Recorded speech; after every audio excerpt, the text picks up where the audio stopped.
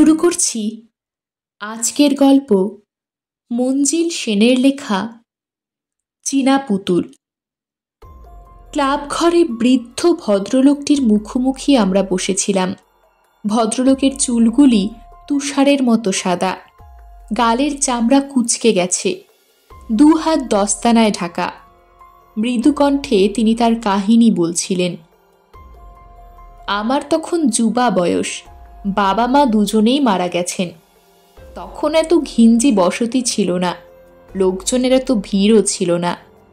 বাবা যে ছোট দোতলা বাড়ি করেছিলেন, আমি তার মালিক এবং একমাত্র বাসিন্দা। একমাত্র বললে হয়তো ভুল হবে, কারণ নবীনও অনেক দিন ধরে ছিল।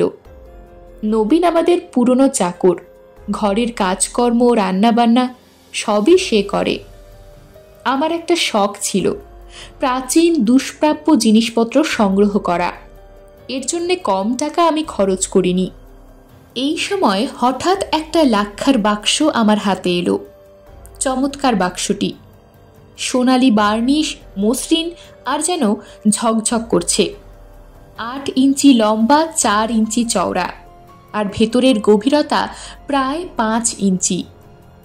বাক্সর ঢাকনার ওপর কালো আলখাল্লা পরা এক চীনার ছবি, তার ডান হাতে উদ্যত তরোয়াল। ছবিটা এত জীবন্ত যে চমকে যেতে হয়। ছবির মুখটা অত্যন্ত ভয়াবহ হলেও শিল্পীর শিল্প নৈপুণ্যের তারিফ করতে হয়। নিপুণ হাতে ছোট্ট একটা মুখের মধ্যে তিনি হিংসা ও ঘৃণার অভিব্যক্তি এমন নিখুঁতভাবে ফুটিয়ে তুলেছেন যে হঠাৎ দেখলে মনে হয় জীবন্ত মুখ। সময় ও কালের ঝড়ঝাপটা উপেক্ষা করে ছবিটা অম্লান রয়েছে। বাক্সটা বাড়িতে এনে আমি দেখলাম ওটা তালা বন্ধ। দোকানে আমাকে কোনো চাবি দেয়নি, আমিও তখন অত খেয়াল করিনি। আমি ওটা তুলে চাবির ছোট্ট ফুটোটা পরীক্ষা করছি। এমন সময় আমার মনে হলো বাক্সর মধ্যে যেন কিছু একটা নড়ে চড়ে বেড়াচ্ছে। আমি একটু অবাকই হলাম, কারণ ওই বন্ধ বাক্সের মধ্যে কোনো জীবন্ত প্রাণী থাকতে পারে তা আমি ঠিক বিশ্বাস করতে পারছিলাম না। একটা ছোট স্ক্রু ড্রাইভার দিয়ে আমি বাক্সর তলাটা খুলে ফেললাম। ঢাকনা খুলেই আমি চমকে উঠলাম। একজোড়া ক্ষুদে কালো চোখ আমার দিকে তাকিয়ে আছে। কুচকুচে কালো চোখে ক্ষুদে শানিত দৃষ্টি। চোখ দুটো একটা হলদে পুতুলের মতো মুখের ওপর বসানো। পুতুলের মুখটা মনে হয় সূক্ষ্ম, নরম চামড়া দিয়ে তৈরি, কারণ মানুষের মুখের চামড়ার সঙ্গে তার এতটুকু প্রভেদ আমার চোখে পড়ল না। আমি বাক্সের মধ্যে হাত ঢুকিয়ে একটা আঙ্গুল দিয়ে ওটার গাল স্পর্শ করলাম, আর সঙ্গে সঙ্গে আঙ্গুলটা সরিয়ে আনলাম। আমি হলপ করে বলতে পারি, কোনো জীবিত মানুষের গালে আঙ্গুল ছোঁয়ালে যেরকম অনুভূতি হয়, আমারও ঠিক সেই রকম অনুভূতি হয়েছিল। এই ক্ষুদে মূর্তিটার শরীর 3.5 ইঞ্চির বেশি হবে না, কিন্তু হলদে মুখের সঙ্গে শরীরের আকৃতিগত সামঞ্জস্য এত নিখুঁত যে মনে হয় যেন শিল্পী সব কিছু মেপে মূর্তিটাকে বানিয়েছেন। মূর্তিটার গায়ে কালো সিল্কের আলখাল্লার মতো একটা পোশাক, পায়ে জুতো, কোমরে একটা কারুকার্য করা তরোয়ালের খাপ। খাপের ওপর দিকে তরোয়ালের হাতলটা দেখা যাচ্ছে। আমি 2 আঙ্গুল দিয়ে সন্তর্পণে হাতলটা চেপে ধরে তরোয়ালটা বের করে আনলাম। ওটা আকারে একটা দেশলাইয়ের কাঠির মতো, কিন্তু ক্ষুরোধার। আমি ওটাকে আবার খাপে ঢুকিয়ে বাক্সর ঢাকনার ওপর যে ছবিটা ছিল সেটার দিকে তাকালাম। আমার মনে কোনো সন্দেহ রইল না যে ওই ছবিটারই অবিকল নকল হলো মূর্তিটা।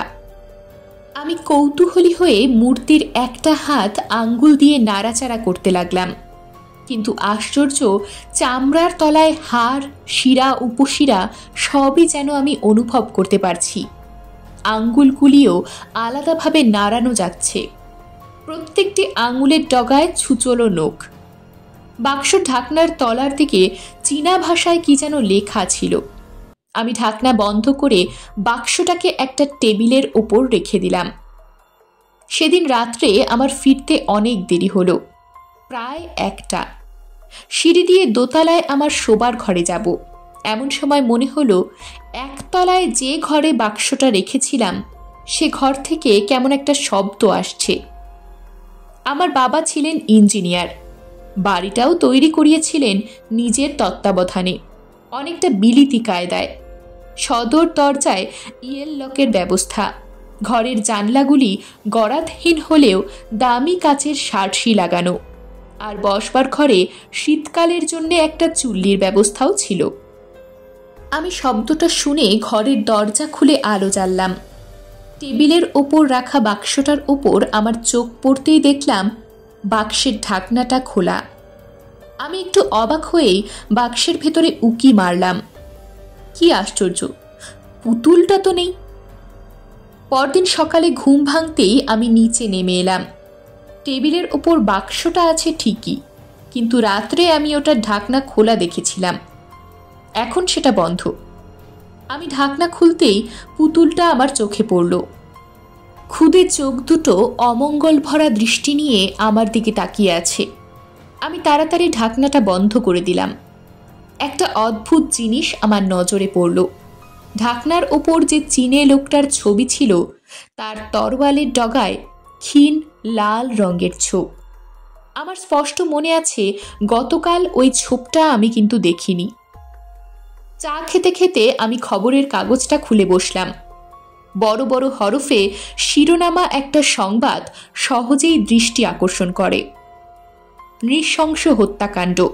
গতকাল রাত্রে জেমস অ্যান্ড কোম্পানির ম্যানেজিং ডাইরেক্টর মিস্টার প্যাটারসনকে কেউ নৃশংসভাবে হত্যা করেছে। তীক্ষ্ণ অস্ত্রের আঘাতে ক্ষতবিক্ষত তার দেহ পথের ওপর পড়ে থাকতে দেখা যায়। কেন জানি না আমার মনটা একটা অস্বস্তিতে ভরে গেল। পরদিন সকালে কি মনে করে আমি ওই বাক্সের ঢাকনার ওপর আঁকা ছবিটা ভালো করে লক্ষ্য করলাম। স্বীকার করতে লজ্জা নেই, আমার বুক যেন হিম হয়ে গেল। উদ্যত সেই তরোয়ালের ওপর লাল ছোপটা প্রসারিত হয়ে আরও একটু নিচে নেমেছে। আমি আঙুল দিয়ে জোরে জোরে ঘষলাম, কিন্তু লাল দাগটা উঠল না। আমি বাক্সটা খুলে পুতুলের কোমরের খাপ থেকে খুদে তরোয়ালটা তুলে ধরলাম। আমার সর্বাঙ্গ যেন অবশ হয়ে গেল। সেটারও ডগায় রক্তের মতো লাল ছোপ। ঢাকনার ওপর ছবিতে যতটুকু নেমেছে তরোয়ালেরও ঠিক ততটুকু লালচে হয়ে আছে। আমি মন্ত্রমুগ্ধের মতো তরোয়ালটা আবার খাপে পুরে বাক্সটা বন্ধ করে দিলাম। সেদিনও খবরের কাগজে এক নৃশংস হত্যার ঘটনা চোখে পড়ল। দুটো হত্যায় যে একই ধরনের এবং একই লোক বা দলের কাজ সে বিষয়ে পুলিশের সন্দেহ নেই। আমার মনে একটা ক্ষীণ সন্দেহ উকি দিতে লাগলো। লাক্ষার বাক্সে খুদে পুতুলটার সঙ্গে এই নৃশংস হত্যাকাণ্ডের কি কোনো সম্পর্ক আছে? কিন্তু তাও কি সম্ভব? সমস্ত ব্যাপারটাই অবিশ্বাস্য। বাক্সর ঢাকনার তলার দিকে চীনা ভাষায় যা লেখা ছিল তার ঠিক অনুলিপি করে চীনা ভাষায় দক্ষ আমার এক বন্ধুর কাছে সেটা ডাকে পাঠিয়ে দিলাম। তাকে অনুরোধ করলাম যেন লেখাটার পাঠোদ্ধার করে আমাকে ফিরতি ডাকে পাঠিয়ে দেয়। তারপর যে দোকান থেকে বাক্সটা কিনেছিলাম সেই দোকানের মালিকের সঙ্গে দেখা করে বাক্সটার ইতিহাস জানতে চাইলাম। দোকানদার তার খাতাপত্র দেখে বলল, চীন দেশে তৈরি সেই লাক্ষার বাক্সটার কথা জানতে চাইছেন তো? এই যে পেয়েছি, ওটার নম্বর ছিল ৭৬, ৩০ টাকায় বিক্রি হয়েছে। আপনি ওটা জলের দামে পেয়েছেন, চাবিটি ছিল না, তাই অত কম দামে ছেড়ে দিতে হয়েছে। ওটার মালিক ছিলেন মিস্টার জোন্স। ভদ্রলোক একটা বিলেতি কোম্পানিতে বড় সাহেব ছিলেন। বিয়ে থা করেননি, সংসারে কেউ ছিল না। সম্প্রতি চীনে বেড়াতে গিয়ে বাক্সটা তিনি সংগ্রহ করেছিলেন। হঠাৎ তার মৃত্যু হয়। তিনি উইল করে তার সমস্ত সম্পত্তি এক খ্রিস্টান সোসাইটিকে দান করে যান। তারাই তার মৃত্যুর পর কিছু জিনিসপত্র নিলামে বিক্রির ব্যবস্থা করেন। দোকানের মালিক বাক্সটা ওই নিলামেই কিনেছিলেন। আমি বাড়ি ফিরে এলাম। রাত্রে খাওয়া দাওয়া সেরে শুয়ে পড়লাম। গভীর রাত্রে কেন জানি না হঠাৎ আমার ঘুমটা ভেঙে গেল। টেবিলের ওপর রাখা টাইম পিসের রেডিয়াম ডায়ালে দেখলাম ঠিক 12টা বেজেছে। চারিদিক নিস্তব্ধ। একটা অজানা ভয় আমার বুকে যেন পাথরের মতো চেপে বসেছে। তারপরই আমি বাইরে রাস্তায় জুতোর শব্দ শুনতে পেলাম। শব্দটা যেন আমার মাথার সামনের জানলার ঠিক তলা থেকে শুরু হয়ে আস্তে আস্তে মিলিয়ে গেল। আমি বিছানা ছেড়ে উঠে পড়লাম। মনের মধ্যে কি যেন একটা খচখচ করছে। দোতলায় আমার শোবার ঘরের ঠিক নিচের ঘরেই লাক্ষার বাক্সটা ছিল। আমি একতলায় নেমে ওই ঘরে ঢুকে আলো জ্বাললাম। দেখি জানলাটা খোলা, কেউ ছিটকিনি খুলে রেখেছে। আমি ঘুরে বাক্সটার দিকে তাকালাম, ওটার ঢাকনা খোলা। আমি পা টিপে টিপে এগিয়ে গেলাম। যা সন্দেহ করেছিলাম ঠিক তাই। বাক্সর ভেতরটা খালি, পুতুলটা নেই। ঘরের জানলাটা খোলাই ছিল।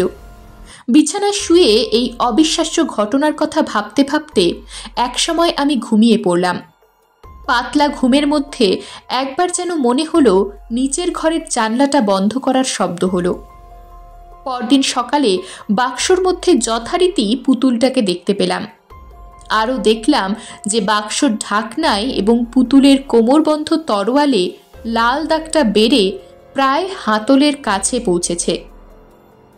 পরদিন সকালে কাগজে আরও একটা নৃশংস হত্যার কাহিনী পড়লাম। ধারালো অস্ত্র দিয়ে আততায়ী হত ব্যক্তিকে যেন ফালা ফালা করে ফেলেছে। পুলিশ দিশেহারা হয়ে পড়েছে। সন্দেহবশে কাউকে গ্রেপ্তার করতে পারেনি। পুলিশের বিরুদ্ধে তীব্র সমালোচনায় সমস্ত কাগজগুলি মুখর হয়ে উঠেছে। শুধু একটা ব্যাপার পুলিশ জানতে পেরেছে, তা হলো নিহত ব্যক্তিদের মধ্যে আত্মীয়তার সম্পর্ক ছিল। সুতরাং আন্দাজ করা কঠিন নয় যে একটা আক্রোশই সেই নৃশংস হত্যাকাণ্ডগুলির মূল কারণ। এদিকে আমিও নানা সূত্রে অনুসন্ধান করতে শুরু করলাম। অনেক ছোটাছুটির পর একটা সূত্র আবিষ্কার করলাম। হত ব্যক্তিদের এক পূর্বপুরুষ ছিলেন কর্নেল বার্টন। তার সম্বন্ধে খোঁজখবর করে জানতে পারলাম ইংরেজ আমলে তিনি ভারতের সামরিক বাহিনীতে ছিলেন এবং পরে চীনে মোতায়েন ব্রিটিশ সৈন্যবাহিনীতে তাকে বদলি করা হয়। 1900 খ্রিস্টাব্দে চীনে এক গোঁড়া ধর্মীয় সম্প্রদায়ের সশস্ত্র অভ্যুত্থান কঠোর হস্তে দমন করার পুরস্কার স্বরূপ তাকে সম্মানিত করা হয়। 1904 খ্রিস্টাব্দে হংকংয়ে এক অজ্ঞাত আততায়ীর হাতে তিনি নিহত হন। যেদিন এই ঘটনার কথা জানতে পারলাম সেদিনই আমার বন্ধুর কাছ থেকে চিঠি পেলাম। তিনি চীনা ভাষার লেখা লিপিটার পাঠোদ্ধার করে পাঠিয়েছেন। আমি সেটা পড়লাম। সেখানে লেখা ছিল, আমি প্রতিশোধ নেব। আমার মনে আর কোনো সন্দেহ রইল না যে পুতুলটা মন্ত্রপুত এবং কর্নেল বার্টনের ওপর বিজাতীয় আক্রোশবশে এই গুপ্ত ধর্মীয় সম্প্রদায় ওটাকে বার্টনের আত্মীয় স্বজন নিধন যজ্ঞে নিযুক্ত করেছে। আমি বাক্সর ডালাটা খুললাম। পুতুলটা যেন ব্যঙ্গভরা দৃষ্টি নিয়ে আমার দিকে তাকিয়ে আছে। সেদিনই আমি মনস্থির করে ফেললাম বাক্সটাকে বিদায় করতেই হবে। ওটা যেন আমার জীবনে অভিশাপ হয়ে দাঁড়িয়েছে। বেশ অনেক রাত্রে বাক্সটাকে হাতে নিয়ে আমি বাড়ি থেকে বেরিয়ে পড়লাম। আমার বাড়ি থেকে চেতলা ব্রিজটা বেশি দূরে নয়। বর্ষাকাল, গঙ্গার জল দুকুল ছাপিয়ে গেছে। ঝিরঝির করে বৃষ্টি পড়ছিল। ব্রিজের ওপরটা একেবারে ফাঁকা। সুযোগ বুঝে আমি বাক্সটাকে সজোরে গঙ্গা বক্ষে বিসর্জন দিলাম। ঝপ করে একটা শব্দ হলো, আর ঠিক সেই সময় টালিগঞ্জ থানা থেকে ঢং ঢং করে মধ্যরাত্রি ঘোষণা করল। ঘণ্টার ধ্বনি মিলিয়ে যাবার সঙ্গে সঙ্গে নদী থেকে একটা চিৎকার আমার কানে ভেসে এলো। মানুষের চিৎকার। এমন সময় ঝমঝম করে বৃষ্টি নামল, আর বৃষ্টির শব্দ ভেদ করে আরও একটা শব্দ আমার কানে ভেসে এলো। কেউ যেন গঙ্গায় প্রবল স্রোতের বিরুদ্ধে হাত পা ছুঁড়ে জীবন মরণ সংগ্রাম করছে। কয়েক মিনিট মাত্র, তারপরই আমি পায়ের শব্দ শুনতে পেলাম। কেউ যেন আমার দিকে এগিয়ে আসছে। একটা ভয়ানক আতঙ্কে আমার শরীর যেন অবশ হয়ে গেল। আমি দৌড়ে পালাবার চেষ্টা করলাম। কিন্তু পা ওঠাতে পারলাম না, যেন নড়বার ক্ষমতাটুকু পর্যন্ত হারিয়ে ফেলেছি।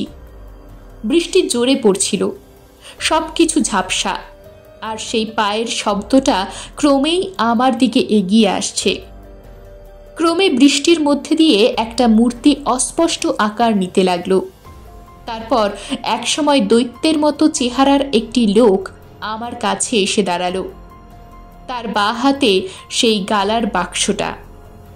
আমি বোবার মতো তার মুখের দিকে তাকিয়ে রইলাম। একজন চীনা, সাধারণ চীনাদের চাইতে অনেক লম্বা, চওড়া বুক কাঁধ, হলদে মুখে নিষ্ঠুরতার ছাপ ভয়ঙ্করভাবে ফুটে উঠেছে। আমার ঘরে সেই পুতুলটার মুখই যেন আমি দেখছি, শুধু পুতুলটা অনেক গুণ বড় হলে যে মানুষের আকার নেবে, আমার সামনে দাঁড়ানো চীনেটা তাই। তার সর্বাঙ্গ সিক্ত, পোশাক থেকে জল ঝরছে, আমার দিকে তীব্র দৃষ্টিতেও তাকালো, রাগে ফেটে পড়তে চাইছে। আমি মনে মনে ঈশ্বরের নাম জপতে লাগলাম। এই বুঝি ও খাপ থেকে তরোয়াল বের করে আমাকে কোপ মারে। ওর হাতটাও তরোয়ালের হাতলের ওপর নড়াচড়া করছে, একটু যেন ওর দোনামোনা ভাব।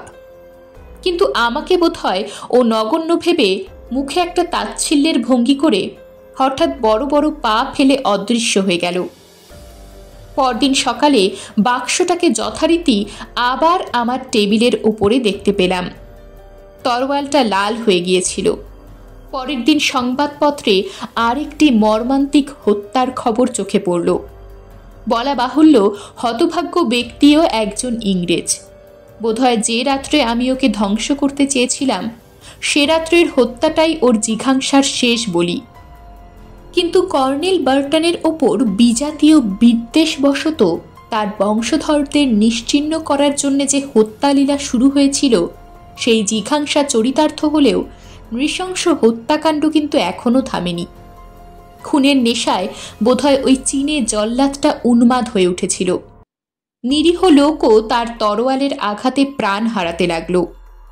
নবীন একদিন আতঙ্কগ্রস্তের মতো এসে বলল, আমাদের পাড়াতেই এক ভদ্রমহিলা তার শোবার ঘরে গভীর রাতে নৃশংসভাবে খুন হয়েছেন। ভদ্রমহিলা একা ফ্ল্যাটে ছিলেন, তার স্বামী অফিসের কাজে বাইরে গিয়েছিলেন, আর সেই সুযোগে খুনি তার কাজ হাসিল করেছে। ইতিমধ্যে আমার মধ্যে একটা অদ্ভুত পরিবর্তন এসেছে। ওই জল্লাদটা আমাকে যেন জাদুমন্ত্র বলে বশ করে ফেলেছে। ওর প্রভাব আমি মর্মে মর্মে অনুভব করি। সত্যি কথা বলতে কি, আমাদের দুজনের মধ্যে যেন একটা যোগসূত্র গড়ে উঠেছে। প্রতিটি হত্যার পর ও যেন আমার সঙ্গে উল্লাস করতে চায়, আর আমিও ওর গোপনীয়তা রক্ষা করার প্রয়াস পাই। কখন মাঝরাত হবে আর জল্লাদটা জেগে উঠবে, এই প্রত্যাশায় সন্ধ্যের পর থেকেই আমার মধ্যে একটা উন্মাদনা দেখা দেয়। কিন্তু এরপর থেকে ক্রমশ আমি ওর মধ্যে একটা পরিবর্তন লক্ষ্য করতে লাগলাম। আমার বাড়িতে আশ্রয় নেবার জন্যেই আমাকে ওর প্রয়োজন হয়েছিল, কিন্তু এখন ওর মুখের ভাবে ও পরিবর্তনে আমার মনে হতে লাগলো আমিও হয়তো আর নিরাপদ নই। আমি পুতুলটার মধ্যে যেন একটা বিদ্রূপের আভাস লক্ষ্য করলাম। গভীর রাত্রে রক্তের নেশায় ও বেরিয়ে পড়ত। ফিরে আসার পর সাফল্যের আনন্দে ওর মুখ আনন্দে উদ্ভাসিত হয়ে উঠত। আমরা দুজনে হাসাহাসি করতাম। এখন কিন্তু আর ও আমার সঙ্গে হাসাহাসি করে না। আমাকে লক্ষ্য করেই হাসে বটে, কিন্তু সেটা উপহাসের হাসি। সেই হাসির মর্ম বুঝতে আমার দেরি হয় না। বুঝতে পারি আমারও দিন ঘনিয়ে এসেছে। কিন্তু জল্লাদটা আমার বিচার বুদ্ধিকে আমল না দিয়ে ভুল করেছিল। রাত 12টার পর ও অজেয় হয়ে ওঠে, কিন্তু ভোর থেকে রাত 12টা পর্যন্ত ও যে অসহায় পুতুল ছাড়া আর কিছু নয়, এই সত্যটা আমার কাছে আর গোপন ছিল না।